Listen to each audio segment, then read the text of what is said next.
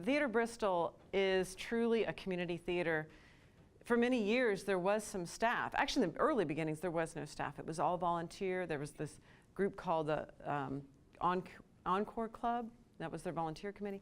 We now have a number of volunteers. We have a great board of directors. They put in a lot of time. It's very much a working board. We have families who contribute their skills and abilities, and individuals from the community have amazing talents, and they're all doing it, and they're not paid. People can get involved by volunteering, but they can also contribute to the theater. We have 2 buildings downtown. We're an important part of the economy downtown.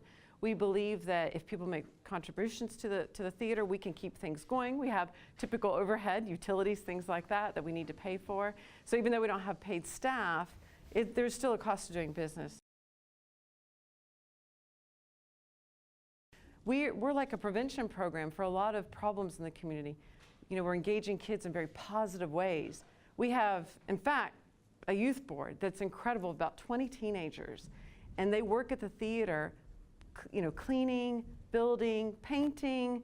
We put them to work a lot, but they love it. They want to be here, and so we provide opportunities. They get their community service hours in, and they bond and connect and take care of each other and look after each other. And then each year, they do a show, and so they're actually going to be doing Love's Labor's Lost in February, kind of for Valentine's Day. And they will direct and stage manage and put that whole show together themselves. So we'll open with Love Labor's Lost, and then we'll go into Robin Hood in the spring.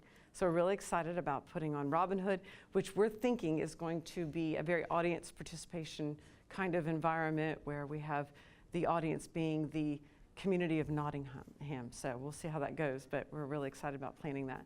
And then for our big summer event, we are going to do Music Man.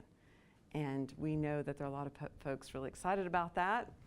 Then we're going to follow that up in the fall with The Adventures of Madeline, which is such a great story. People grow up on that story. It's going to have a really super opportunity for lots of little girls and some boys and some adults as well, so it's not just little girls. And then in the winter, for the holiday, we're going to do Little Women, and it's going to be the musical. If people have seen it, it's great. Sutton Foster, look it up. There's a lot of different versions of the musical, but this is the one that people mostly know, and we'll be doing that here in the art space. So all these shows will be at the art space except for the Music Man, which will be over at the Paramount Center for the Arts in June is when we plan to do that. So that's our 2016 season at Theater Bristol, and we're keeping things going. In addition to volunteering and making contributions, particularly at the end of the year, it's a great time to make a contribution to the theater.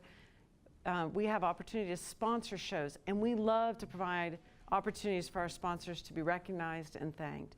We recognize them on stage before our shows.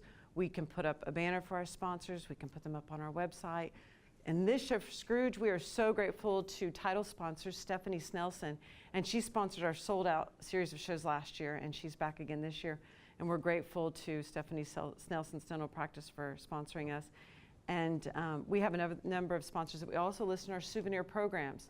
And those souvenir programs are great. It's a captive audience. They're sitting there waiting for the show to begin for about, between 10 and 30 minutes, and they can check out your work and contact you and know that when they support you, they're supporting our theater. So we're really grateful to our sponsors.